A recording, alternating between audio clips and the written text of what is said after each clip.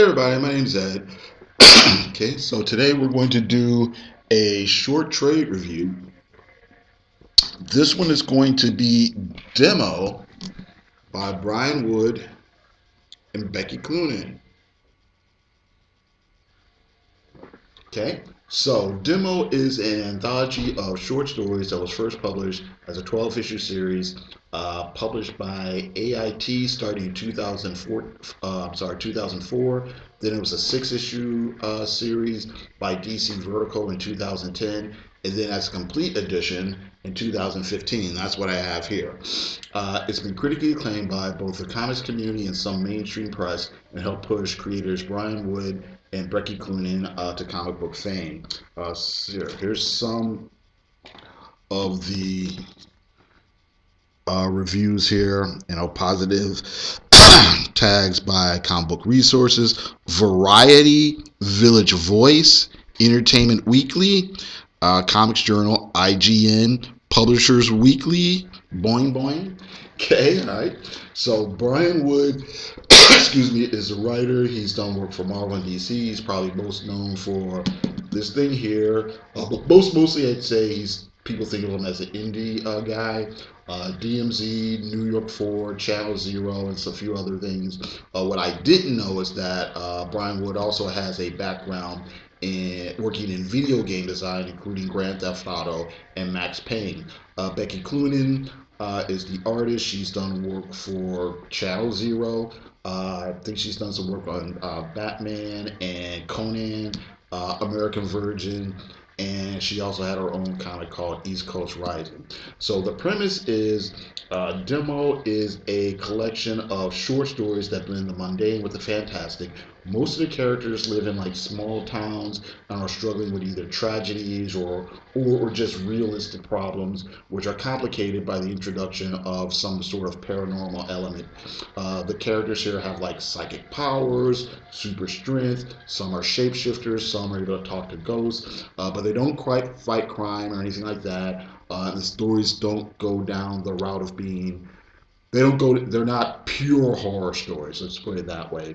The problems they have to deal with are they're really dealing with family strife, romantic relationships, excuse me, joblessness, finding direction in life, things like that. Most of the stories are kind of dark and moody, but some of them are pretty, we'll say, bittersweet. These stories aren't just about the fantastic; they're also about adolescent or post-adolescent in you.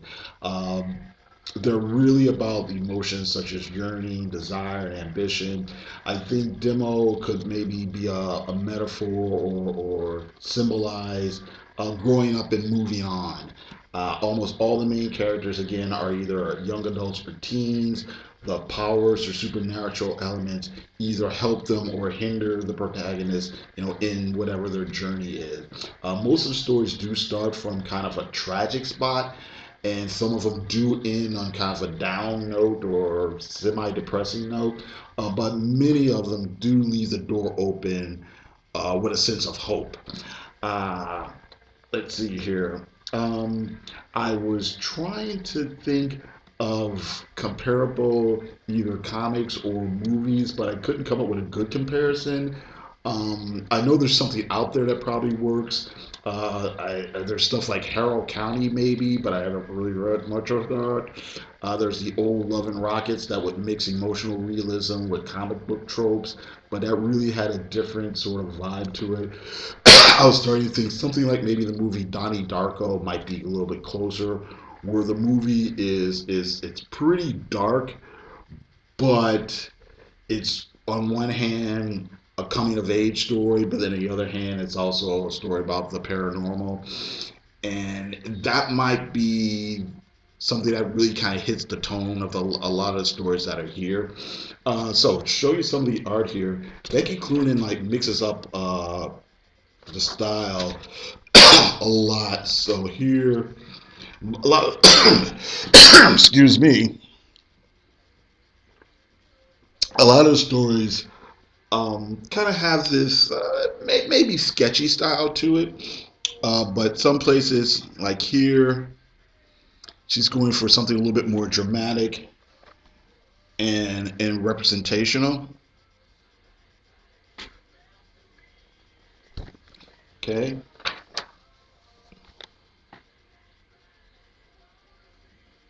All right. But then something like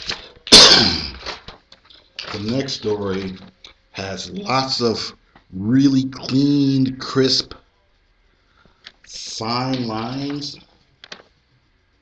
Yeah.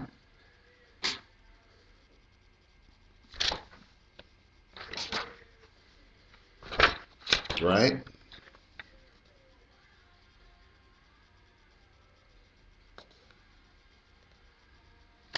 And then you have a story like here we have lots of bold, thick lines, really stark.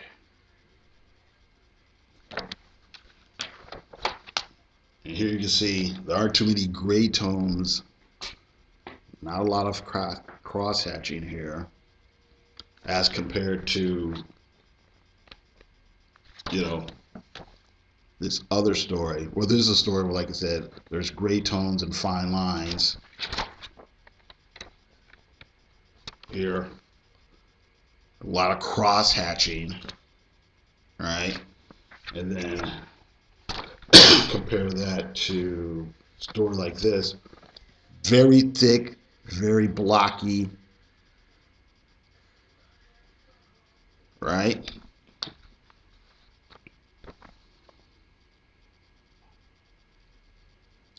You could tell some places she's probably used a brush, other places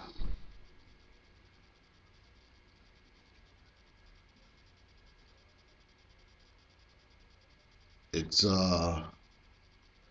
she's probably used, a pen.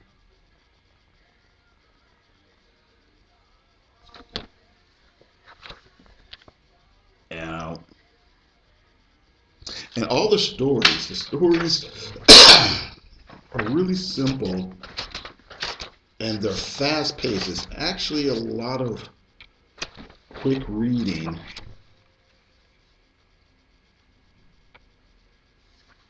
Okay, here's another example of us going back to grays and midtones, fine lines. But again, the stories are really quick and fast paced. The layouts are real simple. And it's a really thick book. I've got like about 18 issues here, and they're mostly like 20 page stories, 20-ish pages. But it is a quick read. Here's another example of the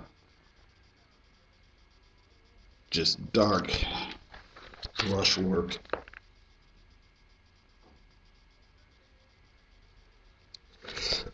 Like I said, just interesting. Oh, here's another good example where it looks like she's kind of leaning into the sort of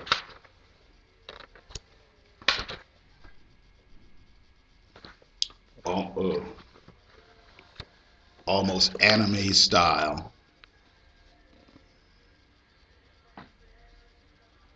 In this kind of more humorous story here.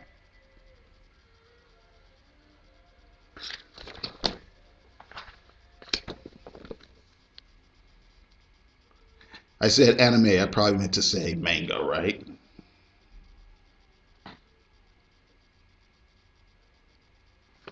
Okay.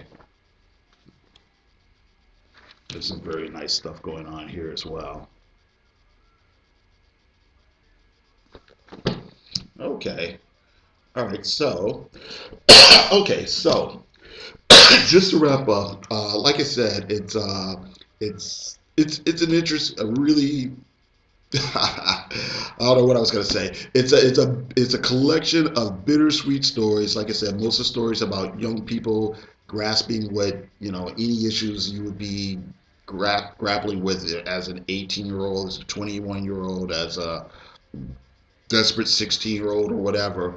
And then, like I said, there's these weird instances and weird happenings, and people wake up with powers and whatnot. But them waking up with powers isn't the point. The point is them dealing with whatever problems or issues they have. And it's, like I said, a nice story, a nice collection of stories about overcoming one's circumstances. Like I said, the stories again are fast paced and light, but they are impactful. So that's it. Thank you very much for watching. You guys all have a great day.